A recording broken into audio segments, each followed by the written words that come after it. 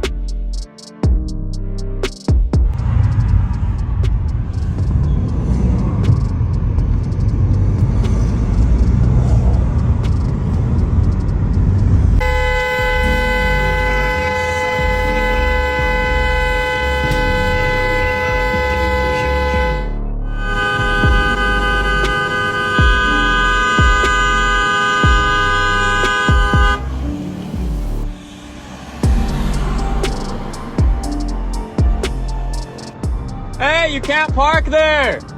You can't park there!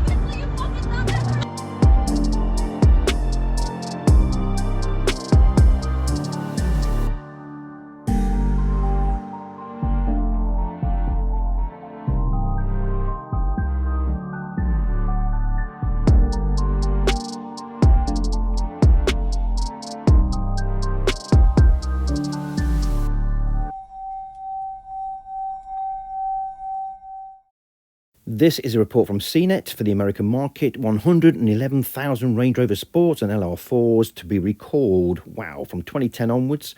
I love this bit. If you own a 2010, 2013, first of all, congratulations for keeping it on the road this long. That's funny. Anyway, we'll move on. The report basically says that they need to go back in for this recall, replacing a fuel outlet flange in the engine bay, which could result in a fire. Okay, according to Form, 2019 to 2022 Range Rovers and Range Rover Sports are being recalled. These are the Feb ones. This is purely because there's a coolant problem that if it hits a manifold, it could again create a fire in the engine bay. This ain't good news for Range Rover. When does this actually stop? How far do you go before so many fires happen that you do more than just recall? I believe this is why I'll be a bigger supporter if and when they go full electric, because that will mean everything around a big V8 engine just simply will not be there. It'll be a full electric motor with a battery pack, far less problems. And I think it will aid Range Rover to get over this real bad snap they're having regarding fires within the UK and worldwide. And when it comes to towing now, there are far better vehicles out there to tow things, even if it is full electric and cheaper to run, etc., and more reliable and less fire hazard. Now, I will put into this at this stage that it's been great news for me to do the homework on these Range Rovers and find zero hybrids and zero, well, the full electric's not out till next year anyway, but let's say electric cars. I don't class hybrids as an electric car per se.